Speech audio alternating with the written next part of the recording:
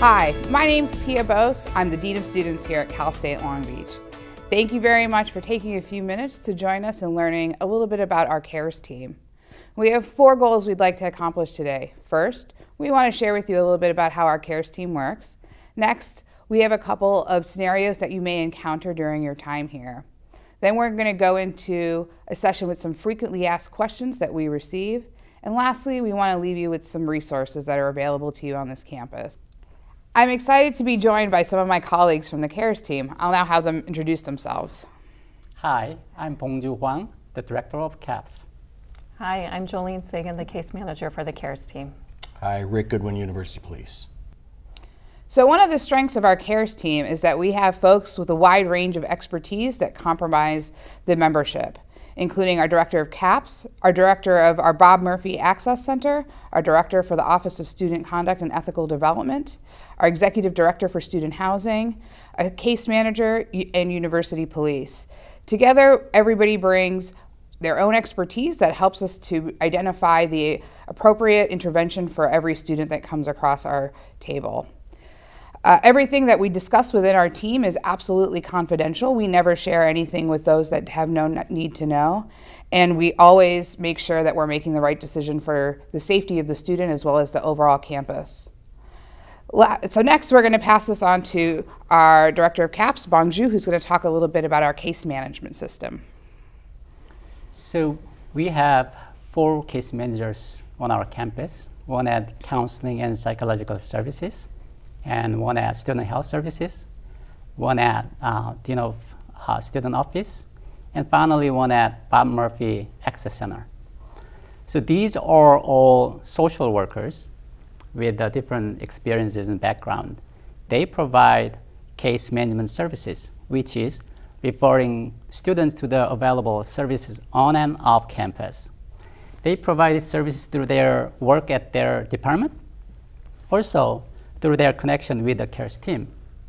In fact, one of the case managers is a member of the CARES team. So I will talk about the CARES data that show how many students were referred to the CARES team. Overall, there has been an increase. For example, during the fall 2016 and spring 2017, there were 173 reports. In the following year, there were 219. This is a 27% increase. The reason for this increase is that many people actually came to be aware of the CARES team work. They refer students to us. It also means that there are more students who are suffering and need help. Now I will pass on to Jolene, who can talk about how you can refer to our students. So how do you make a CARES report? The best way is to visit the CARES website and click on the Refer a Student tab. You'll be asked to fill out a short questionnaire with some details that you know about the student or the situation. From there, the CARES report will be submitted to a small team who will then review the report. What's important to know is anyone can make a CARES report, both on and on-campus folks. And most students that we have contact with actually report feeling better knowing that someone is concerned about them on or off campus. After you've submitted a report, you should expect that someone's going to be reviewing the report really quickly, potentially following up with you, asking some additional clarification or for some detail. And from there, we'll begin planning our interventions, gathering additional data, and doing our outreach with the student or around the situation. I'm going to pass over to Captain Goodwin, who's going to be talking some about the red folder and resources that are available.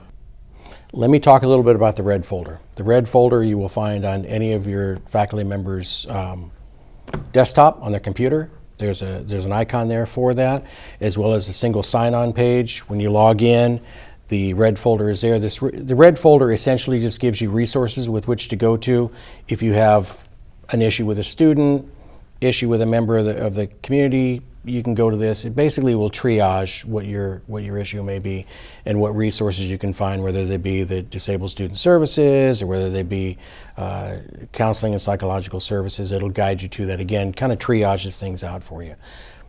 The CARES website, you could find that actually on the university website, down at the bottom on the left-hand side, under Services, there's a tab, third one down, says Cares. Click on that. That'll provide the form for you to fill out to recommend somebody to the CARES team. We have the Bob Murphy Access Center, which is formerly the Disabled Student Services. Brand new name, but not a brand new service. This service has been on this campus for many, many years, provides a great, worthwhile service. As well, we have CAPS. We call it CAPS, Counseling and Psychological Services. That's your office. They're located in Brotman Hall. And last but not least, my favorite area, which would be the University Police. The men and women of the University Police Department are here 24/7, 365 days a year. We're here, we're to your avail to help you, to guide you with anything you may have a question over. Many times students come to us because they really don't know where to find things. They don't know where to go. We're here to provide that service for you. Our function in this whole big picture is to make sure our campus is safe, to facilitate the learning experience for all of our students here, faculty, staff members, keeping everybody safe. Thank you so much to my colleagues for joining me. I appreciate your time and your expertise on this video. So next, we're going to show you a couple of scenarios that could happen in one of your office hours or in a classroom situation with some outcomes of how you could handle the situation.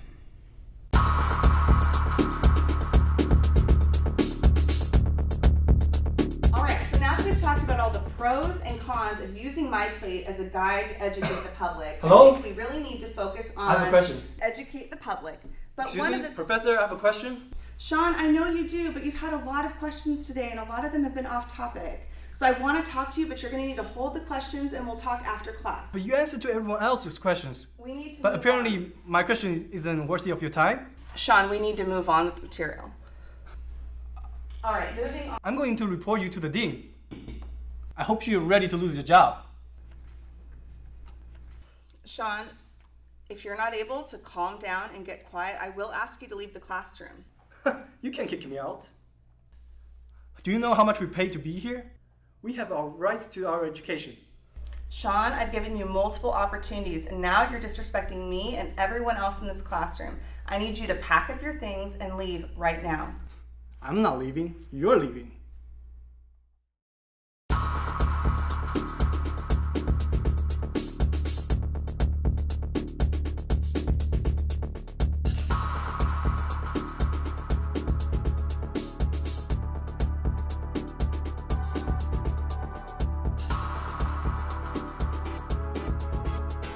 Sylvia, the last time we met, you had some concerns about passing this course, and now you missed our last exam.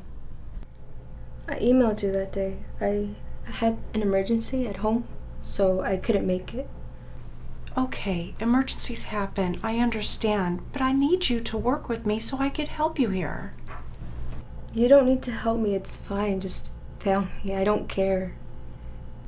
You cared the last time we talked. What's changed? Nothing's changed. Does it matter? I've just accepted things, and I've accepted that none of this matters. It matters. There's a lot of people here who will support you and keep you on track to graduate. I doubt it. Just focus on the students that actually matter.